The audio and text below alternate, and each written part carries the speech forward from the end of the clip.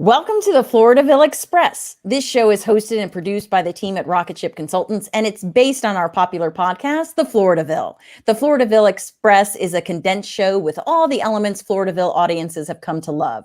Each week, we highlight people who are making an impact in Florida. We interview entrepreneurs, politicians, authors, small business owners, entertainers, professionals, and people who are making our state shine. I'm Rosanna Catalano, an attorney with a background in television and radio news. I founded Rocket Ship Consultants, a strategic communications firm, and our mission is to launch your business or organization to the next level. Hi, I'm Joy Tootle. I'm also an attorney. I'm a content creator, a podcast editor, and the operations director for Rocket Ship.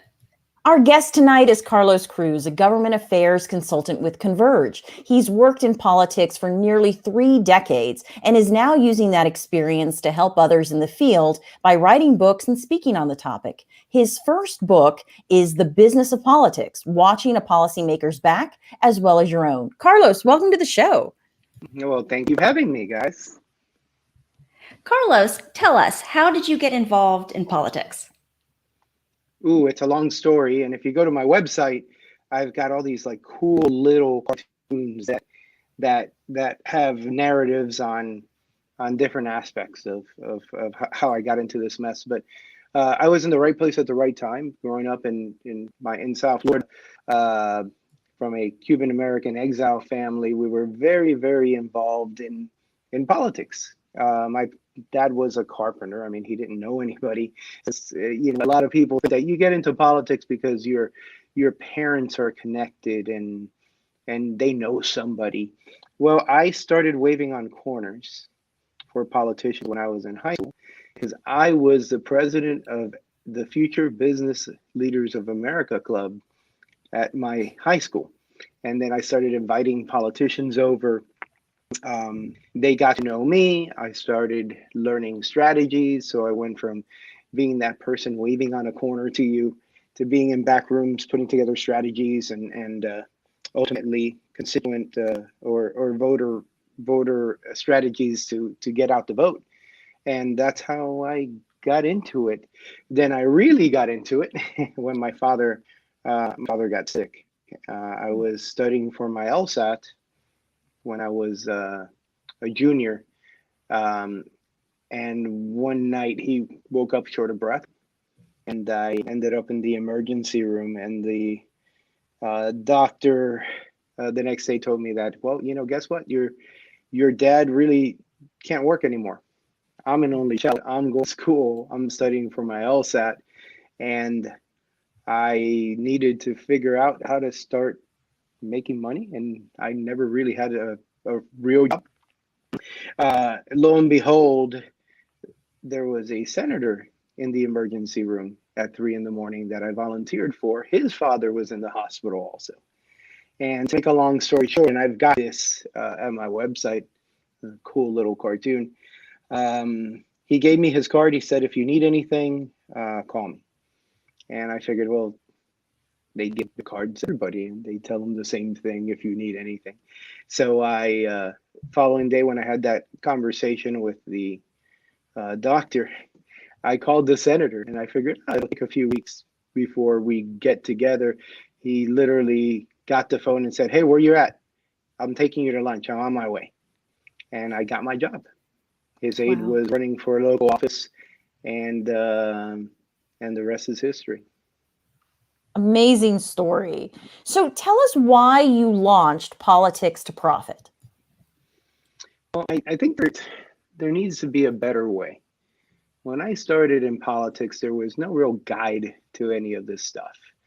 So I have my first series that I'm, first book is Watching a Policymaker's Back as well as your own. It's called The Business of Politics. And you generally don't grow up and, in grade school, you're like, I want to be a doctor. I want to be a firefighter. I want to be a policeman, an architect, a lawyer. But you generally don't say, I want to be a lobbyist. Or I want to serve the public capacity and maybe become the chief of staff to the president. So there's no book out there. And I kind of wanted to pay it forward. A lot of people spent a lot of time with me, showing me the ropes, and And I always wondered what they wanted. Why are you doing this? And they, well, no, somebody took the time when I was younger to teach me these secrets. So make sure you always make the time to teach people.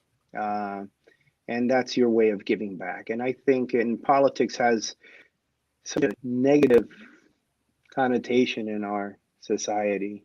And I think there has to be a better way. So I wanted to start a movement and create a guide to do better for people. Well, let's take a quick commercial break. And when we come back, we're going to learn more about Carlos and get some words of wisdom from him. At Rocket Ship Consultants, our mission is to take your organization to the next level. Our team develops strategic communication plans that help entrepreneurs, corporations, associations, and individuals reach new heights. Our consulting team is made up of attorneys with additional experience in journalism, public relations, politics, broadcasting, and advocacy. Let us help you take that dream you have for a podcast or video show and make it into a reality. We can create networking opportunities, educational forums, and interactive conferences to spread your message. Let our team provide you with fresh ideas and inspiration. Rocket Ship Consultants offers a variety of services, so check out our website at rocketshipconsultants.com. Take off with Rocket Ship Consultants and launch your organization with us.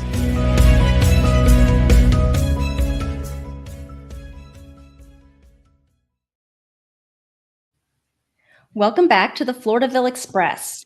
We're talking to lobbyist, author, and speaker Carlos Cruz. He's the author of a new book now available on Amazon entitled The Business of Politics, Watching a Policymaker's Back as Well as Your Own. So Carlos, you touched on this a little bit before the break, but expand on this a little bit more. Tell us more about your book and why it was important for you to write this book and to become an author. All right. Well, when I started as an aide, and this is an entry-level book for people that want to serve and work with a politician as their assistant, and there was no guide. And I wanted to solve this problem because, a lot of people make silly mistakes. And when I looked online, there is no guide to, other than this is how you schedule a politician. This is how you file a bill. I wanted to get a little deeper than that, where you go ahead and you have to understand what makes your mind and your body tick. What your brand, you got to protect your brand. A lot of, especially young people nowadays, they post silly things, and that brand, that reputation, that credibility will follow you forever. Once you post it, it owns you. And so as I coach and I give, folks in the political process, politicians, businessmen, and young assistants, I give them advice. I wanted to solve this problem. There has to be a better way. Lend you some tools that don't exist so that you can create upward mobility for yourself and do some good for your constituency if you are in the business of politics. There'll be other books that deal with politics, but for example, when you go to business school, you can go to Harvard Business School, you can go to Florida State, where I went to law school. There is no class on how you use politics and understand politics in order for your business or your organization to profit. You can get regulated out of business overnight, and a lot of people don't understand it until that's facing them, that's about to bite them. So that's basically why I wanted to provide a guide path and share my knowledge with folks. Yeah, learning how to leverage those relationships is really key. And I think having some kind of guide that tells you how to do this and what to look for, I think is fantastic. So tell us, Carlos, what's one thing you wish you had known when you started your career? Well, you can always go back and say, wow, if I knew what I know now when I was 20, right? I think, and this is, as I coach people in that want to get into politics and people that are in politics, you need to understand finance. I went to law school and I didn't have a good understanding of finance. If it makes the world tick if you understand finance economics. I think it makes you a better lawyer, a better doctor, a better architect, uh, and certainly a better public servant. If you've never had to worry about paying your employees uh, and dealing with hardships that business owners deal with, um, it's just you look at these people that are passing laws that impact my business, and they've never lost sleep because they were worried about, oh my God, I got to pay my accountant. They've always been in the public sector, and I think understanding money, the flow, makes people just better at what they do, no matter what their profession is. Yeah, that makes sense. No matter what their profession, whether they're in government or running their own business or even their own household, understanding money is so important. That's great advice. How do you see yourself helping others in the political process into the future? Well, one thing that, again, I wanted to start this movement, and as I walked down this journey, and politics does to you a lot of times. Not that you may a tragedy may affect your family, or somehow politics will find a way of getting into your under your skin. And I think moving forward, I want to help other people understand what they fear. A lot of people that want to get into politics fear it, and then when you listen to our friends in the media, their ratings are based on fear, and there are, most people in politics are good. Most people in the political process are good, and you just have to provide some sort of guidance. When I coach politicians or staff, it's how you handle the bad things that people remember. It's always good, when you're a mayor or you're a city councilman or you're the president, and you handle this a certain way because you're smiling, you're kissing babies. But then when some sort of tragedy happens, something that you really got to just breathe and handle it better, be transparent, understand yourself first, before trying to project that to somebody else. And a lot of my coaching is based on, understand what, who you are, your why, what you tick, why you get up every day, why you do what you do. And that makes you just a better human being first, which in turn makes you better in the political process. So, Carlos, for someone watching this who wants to get involved in politics, what is your advice to them? Patience. If you're